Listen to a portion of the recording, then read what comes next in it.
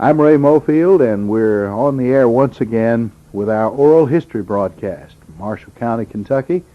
And today we're visiting at a residence in South Benton. It's near Church Grove. In fact, Miss Charlene Haltom Case has told me that she sometimes refers to it as the Sinkhole Hill area. So thank you for letting us come. I'm real pleased to be with you today, and we appreciate your letting us be here. You were born in Marshall County, were you? Yes, I was born in Myerstown at my grandfather's home, June the 23rd, 1907. Dr. V.A. Stilley delivered me. Oh, a famous medical yes, name. Dr. Stilley. And let's see, the Stilley House is still standing, isn't it? Yes. And I noticed the Paducah Health Center has a plate on it that says dedicated to Dr. Stilley. And the health department here had a plaque in his memory. Mm-hmm. So were you born very far from here? It's down here in Myerstown, it's a mile from here down in the settlement of Myerstown. You haven't wandered very far. No, I've stayed within the own home territories. Now, the Haltom name is a rather famous name. I think of the sheriff, I think of a county judge, and I believe he later became a city judge. You related to them? The sheriff is a cousin of mine, and the county and city judge is my brother. Well, great. Now let's get your father's name. Hardin Haltom. And my mother was Mary Cyrus Haltom. Mm-hmm. And she grew up back over here where the Wallaces live. They live on the farm that she grew up on. Mm-hmm. I remember a number of Cyruses around Hardin, for example. Well, they're cousins of ours. Mm-hmm. And when my mother and father married, they bought this farm. It belonged to the Beans. And there's a cemetery at the back of the woods there with the Beans buried in it. I wonder if they were related to the Dr. Bean at Brewer's. I don't know if they were or not. There's 5 graves there, and my father always took care of that cemetery. He kept it fenced to keep the animals out of it. Mm-hmm. And the rocks are still there. Well, since you were born fairly close to here, and you're not too far from Church Grove, wasn't there a Church Grove school? There was a Church Grove school and Church Grove Church.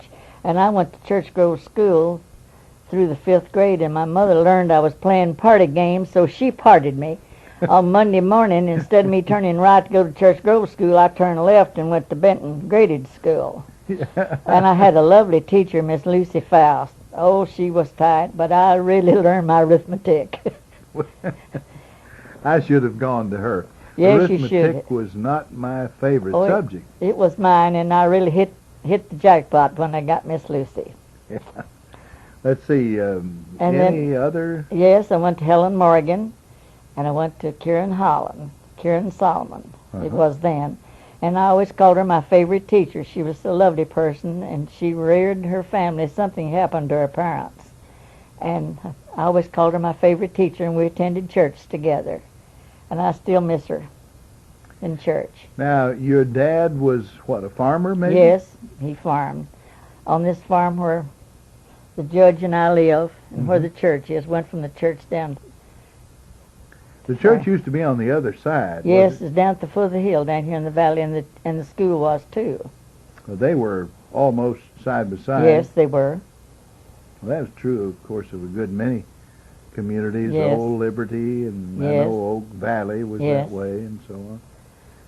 But I attended Benton Methodist Church. My grandfather went there, and so when we moved in the Benton Methodist Church, the old church to where the church now stands, he led me through the old gravel, dusty streets to the new church for the opening meeting that morning. He was the first member of Benton Methodist Church, my grandfather. Oh, well, what a... Alec Haltom. I imagine he was proud of that. Yes, he was. And, of course, we are, too.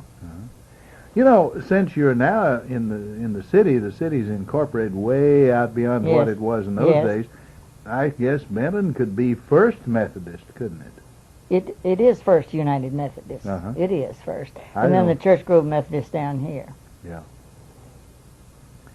Now, your dad farmed, and did you ever milk a cow? No, that's one thing living on the farm I never did do. And I used to commute with a fellow from Murray, and he said, now you're telling one. Now anybody didn't grow up on the farm and not milk. So we pulled in for me to get out at home, so he called my father, and he said, I want to know if Charlie never milked. He said, no, she didn't. Said she outsmarted me. She never did milk. Well, And another thing I never did do, I never did strip tobacco. well, but you dropped plants. Oh, yes, I had to drop plants on Saturday before big singing. Everybody else went to the big singing. I had to drop tobacco plants. But you got out of stripping tobacco. I didn't strip tobacco, and I didn't milk the cows. Yeah. And when I was in college, I boarded over at my uncle's, and his father-in-law had some Jersey cows. He tried every way in the world to get me to milk. And he's a veterinarian. He'd make it a point to make a call at late in the afternoon milking time. Well, I made it a point to get my lessons, and I never did milk when I lived there. He tried his best to get me to milk. And he told my mother, he says, I can't do a thing with her. She's not going to milk. Mother says, no way, you just will leave her alone. That's an amusing incident to me, because that's one of the first jobs that I had to learn how to do Most children did. when you were Yes. smaller and Yes. maybe couldn't manage, say, a turning plow. That's right. Right. No, I never plowed. Mostly back in my day, they didn't. None of the girls plowed that I knew of. They worked hard. Yes. Did many things, of course. Washing and canning and sweeping and sewing Ironing. and ironing Yes. and all those things. But they, I don't know, I guess it'd probably get you shot now if you were in certain places. But back then we thought about certain jobs were men's jobs. Yes. And pitching hay, we didn't ask the women to No. do those things. No. I'm sure what they did Yeah. was maybe even harder than what we did. But My father had a beautiful team of red horses, and they were beautiful things. So he did let me drive those in disc of field to sow wheat one fall, and I really thought I'd done a big chore when I got to drive those horses in well, that of field. course you Yes. did. Oh, there's a thrill about Yes. driving a team. My father was so enamored of horses and mules that that's just almost his whole life. Yes. And All I right. always had a horse to ride and horses to drive, and one time I had a pony and a buggy, and so I've always loved animals. I've always been a dog lover. And you have a dog now. Oh, yes. She's my watchdog. And, Somebody asked me what kind I had, and I said a St. Bernard. and her name? It's Wendy, Wendy. and she is a toy terror. Uh-huh. Yeah. Well, he's a beautiful little dog and looks so comfortable there. And I know when I came in, I heard the barking, so that's a good Yes, alarm for yes, it is. She always lets me know if anybody drives in the driveway or if when they ring the doorbell. Mhm. She always lets me know. And when the phone rings, she gets in front of me and goes to the phone. you. Well, tell us a little bit about Benton as you remember it when you were growing up. Was there... There was Morgan and Heath's on the corner of the hardware store. Mhm. And they had all kinds of fruits and candies, and we'd go by and help ourselves, and Uncle Charlie would say, that's okay. And then the bank was in the center of the block, and then the other bank on the corner, Uh-huh. where we turned the corner to go to school. Yes. And then Ferguson's big department store, where the National Store now is. And, of course, the courthouse and the post office was down. Let's see, I guess that's just beyond where they're building the little new park was in there then. Uh-huh. Now, I can remember faintly that there was a post office Yes, there along yes. about, 1927 or so. I guess it's long. And I don't know how much earlier it went back than that, but at Yes. least at that time Yes. there was a post office there. The courthouse, of course, is the same place. But the one that was there formerly burned, and then they built it back where it is now. And I remember the night that the courthouse burned. Oh, Yes. that was 1914, I think. I guess something like that. I don't remember the date, but I remember the night it burned. I had a man from Calvert once who sang a song to me about that he'd made up the new words and sang it to the tune of Casey Jones. Sure enough, I hadn't heard that one. It was an interesting little ditty. And Now, wasn't there a hotel along Yes. about? down where, let's see, it's about along in there, just up place now, where they're building the new bank building. It was a hotel in there. Mhm. And then after it wasn't a hotel, no, before it was a hotel, that's where George Price lived. And then they moved to Paducah, and it was made into a hotel. I think I'm right. I think the Prices lived there first, and then the hotel was there. At one time, Benton had a cotton gin, I'm Yes. told.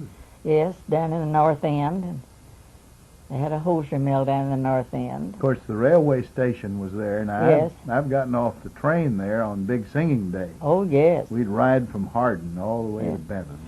And we'd go from Benton to Murray School in summer, and we'd come through Hardin. They'd stop and we'd say, count 'em, get the city population.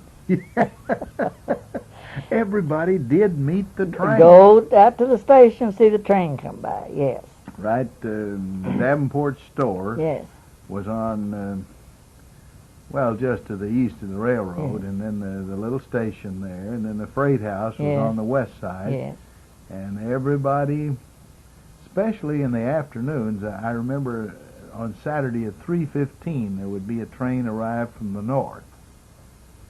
And then, let's see, even when I was going to college, I rode the train sometimes. We did during the summer months. We'd ride the trains. And one of the Benton girls, she'd always get off last, and when she'd get off, she'd turn all the seats the wrong way. And that conductor he could have killed her. He could have killed her. And if he had never let on, she never would have done it, but she knew she was aggravating him. Yeah. There was 80 odd, begun high school when I did. Only 26 graduated in the year of 26.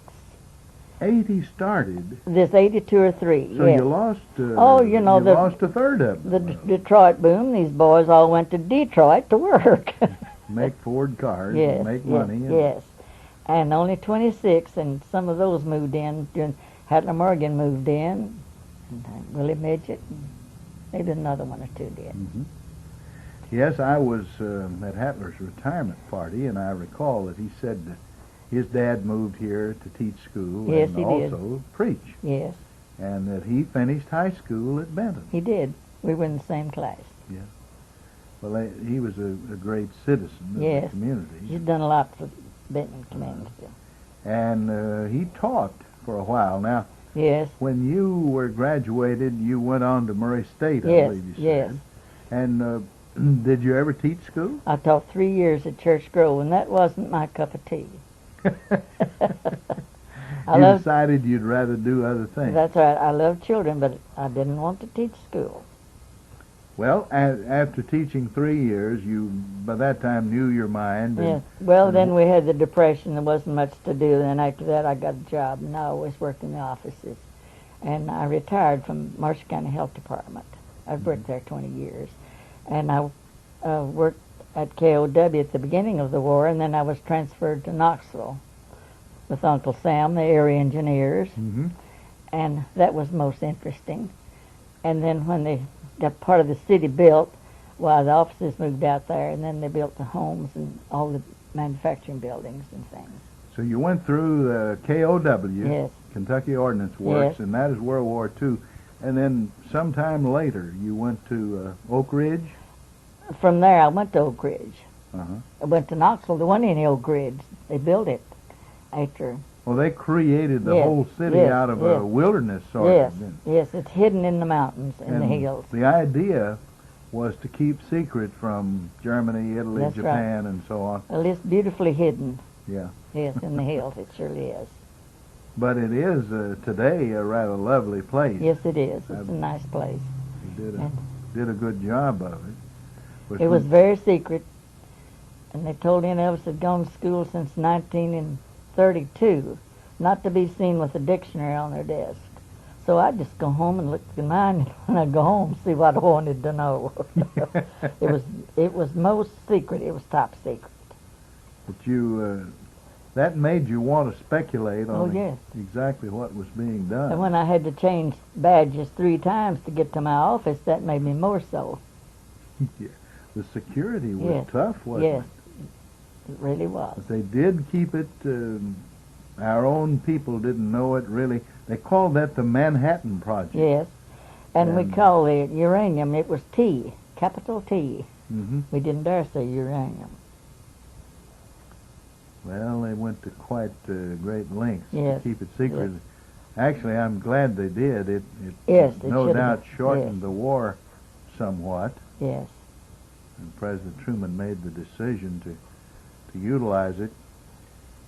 Well, whether he was correct or not, I suppose, is an arguable point. But at that time, the military leaders were saying it would take 3 or 4 more years to defeat Japan, and that we might lose 1 million men. Well, if it saved 1 million American lives, it may have saved 1 million Japanese lives. That's right. But we spent a lot more time fighting the Civil War than we did World War II, because they were there from every state in the Union. And I'd know the university they came from, maybe I wouldn't know their names. And I think, why should I clutter my mind to try to say that name when I couldn't even spell it looking at it? That's the kind of names they had. Well, you could have boasted about Case Western Reserve University, Cleveland, Ohio. Yes, I could have, but I wasn't a Case then. I was a Haltom. All right, now tell us about how you met your husband. He came here from Paris, Kentucky, with the CC camp, and he married one of my schoolmates. And we were always the best of friends. And then she died, and I'd lost my husband, and he and I married. Mm-hmm. Yes. So he came from up in the Bluegrass. He came from Bourbon Paris. County. That's right. Nice little town. It's an old town. We visited there many times. And it's certainly Racehorse a lovely country. city, and Yes. whiteboard fences. Yes. And, as you say, racehorse country. Yes. Those racehorse farms are beautiful. And so he came. Where you spoke of the CC camp, which was, of course, the Civilian Conservation Yeah, yeah. Corps, and I vaguely remember that there was one in Benton. There was. Was that out the Mayfield Highway? Yes, Yeah. on top of the hill up there, from where the health department was. Now then, the new fire station's there. That's where it was, Uh-huh. where the new fire station has been built. That's not too terribly far from this computer center, is it? It's right Just- under the hill where the health Uh-huh. department was Yeah. in.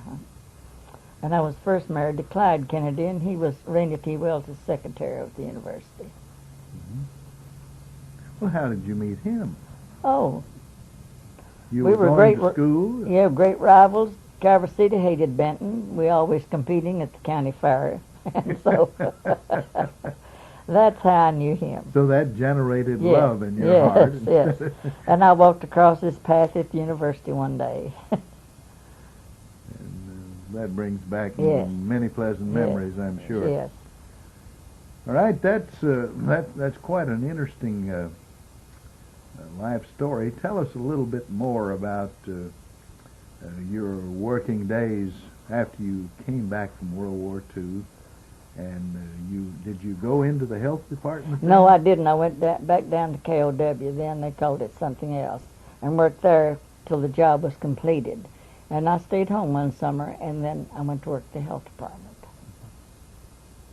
What all did they? I was with Kellogg down there, and there was job completion. So when they completed their part, why, of course, my job was gone, and I spent the summer at home, which I thoroughly enjoyed. And then I went to work at the health department. That health department, of course, has been and is a tremendous blessing to Yes. the people of Marshall County. It surely is. What all do they do? I wonder if the average person has any idea. Now, much of their work is in preventive medicine. That's right. They give all these immunizations, especially to preschool children. And then they have now different programs than when I worked. And it's a good cause. It's very helpful. Sometimes we don't stop to think about the progress that's been made in that area. And it's not only for the injured, it's for anybody who desires their services. Well, I think Mom has gone down there for a flu shot sometime. Yes, they do that. And they have all the records of the births and the deaths in the state of Kentucky. They have these volumes. And so you the are registrar, obligated yes, to yes. Record that here, Yeah. and then you have to send it to the It goes to Frankfurt. the Bureau of Vital That's right. Statistics in Frankfurt. Yes, There used to be a Dr. Blackerby in charge yes, of that. many years. I know he was there for quite a long Yeah. while. When I had to write for a birth certificate in World War II. It was Mr. Blackerby. Mhm. Yes. They, as I started to say a moment ago, we don't always appreciate what public health has accomplished, but they were the chief engine by which things like, well, let's say polio was wiped out. Yes. Yes, we gave the first polio shots that were given in this county. We gave them. They weren't shots; you took them out. Well, actually, I suppose that at one time they did give a shot when Dr. South first invented the vaccine, and then Dr. Sabin came along later and they improved it, and they were utilizing an oral. Yes, drop it on the tongue. Mm-hmm. Well, before that, there used to be a good many deaths from smallpox. Yes, I started to say smallpox has been eradicated, and we thought TB had been, but I read the other day, I heard on the news that it is coming back. There's quite a few cases of TB. And this was an area that there was an awful lot of TB, many, many cases. So I don't know what the reason is that it's Well, returned. Kentucky was one of the states that had a high incidence Yes. of TB, and it seems to me that at one time they had 10 or 12 sanitariums that Yes. they operated. There was one in Madisonville, Yes. I believe, and then, of course, the big one in Louisville, and then at various other points. But they have reduced it a Yes. great deal, Yes. at least, yes, although it's not maybe totally wiped out. I think of the many deaths that came from diphtheria, yes, and and that's been eradicated too. I guess scarlet fever. Typhoid fever was a scourge in Yes. many places in West Yes. Kentucky. We And didn't have- Dr. Henson has given 1 million typhoid shots in Marshall County, more or less. Yeah. So I don't think there'd ever be any typhoid in Marshall County. He Well- was a firm believer in giving typhoid shots. And at least prior to World War II and during the war, there were many cases of malaria. Yes, And we took a lot of quinine for that. yes. Do you remember Grove's tasteless chill tonic? I never tasted it. Lots of mothers gave it as a preventive, but my mother didn't. She wasn't one of these who diagnosed the cases. She Yeah. didn't. Well, of course, Dr. Grove down in Paris, Tennessee, Yeah. I guess knew that that quinine was what did the work. The only thing, it was terribly bitter. Well, I guess that's why. The quinine was bitter. Yeah, and it took the quinine to cure you. So he invented this elixir, sort of a sugary syrup-like thing, and Yeah. you put the quinine in that, and that sort of masked the taste of it. It didn't make it any better No, of course not. because the quinine was what you needed anyway, but it did make it a little more palatable. That's like pouring castor oil in orange juice. Yeah. Well, I imagine in your years of working at the health service that there must have been some funny things, and without mentioning any names which might be embarrassing, can you remember any? That's the one that tickled me the most. One day a little boy came in. He's a bright, fiery little fella, and his mother was with him. She was back over there, and I said, "What's your father's name?" He said, "I ain't got no pappy." Oh, my. Well, that broke me then. I didn't ask him. you decided maybe you'd better just be quiet. That's for sure. Probably terribly embarrassing to the mother at that time. I'm not sure it would be today. Sometimes they boast about living I don't know together. if she even heard the child. Anyway, she wasn't paying attention to him, and he was giving me some information. Yeah. Well, that's really quite an interesting story. Where was the health department when you first started working? In the courthouse. Mhm. And Sunshine Collie worked in one end of it, and I worked in the other, and they said our voices collided in the center. She was the home demonstration agent. Yes. I well remember her. A very We moved, charming lady. Yeah, and we moved from there up to 547 Mayfield Highway, now where the soft And things there's, are. let's see, was J. Homer Miller Yes, around? yes, he was. The He was the county agent. county agent for farm. Yes. And today they've gotten a large remodel, new area where Tanner's Grocery used Yes, to be. that's real nice. A lot of room there, and they have so many more employees. There wasn't but 4 of us in the beginning when I worked there. We had the nurse and the health officer and the sanitarian, and I was the clerk. So that's all the help we had for a long time. My first memory is of Dr. Sam Henson. Dr. Henson was the health officer. Ruby Walker was the sanitarian, and Faye Prince was the registered nurse.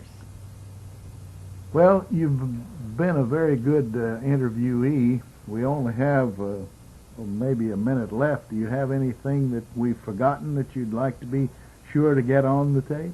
Nothing only about the sinkhole. Used to, when my girlfriends would visit me, that was one of the forms of entertainment. I'd take them to see the sinkhole. Didn't have any bottom in it, the bottomless pit. And we'd walk all around it, and there were 7 different varieties of ferns, and we would pick those and bring them home. Well, And that's on Hadler Morgan's farm now, and he has it fenced off, and I can't get in there to see it anymore. well, thank you so much. And you've been listening today to the Oral History broadcast with Charlene Haltom Case. She is a resident of South Benton, near Church Grove and near Sinkhole Hill and the sinkhole itself. Though, as she has just commented, it's now fenced off and not available for public viewing. I'm Ray Mofield. We return you now to our studio.